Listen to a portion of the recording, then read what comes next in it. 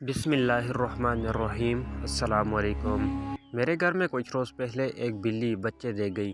مجھے بلی کے بچے بہت پسند ہیں۔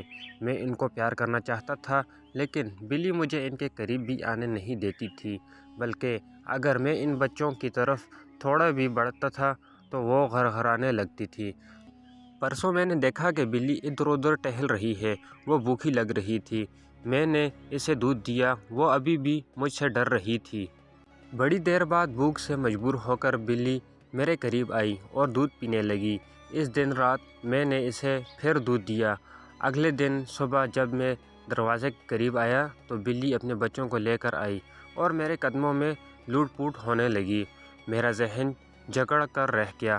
میں نے صرف 2 دفعہ اس بلی کو پینے کے لیے دودھ دیا تو میرے اتنی ممنون و مشکور ہو گئی کہ میرے قدموں میں لٹنے لگی۔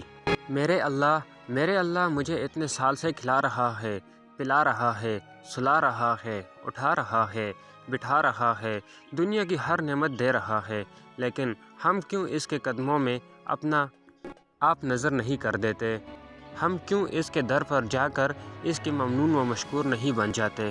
اسی لیے تو اللہ پاک نے فرمایا تھا، اور اللہ کی ذات وہ ہے جس نے بنائے تمہارے لیے کان، آنکھیں اور دل، لیکن تم بہت کم شکر ادا کرتے ہو۔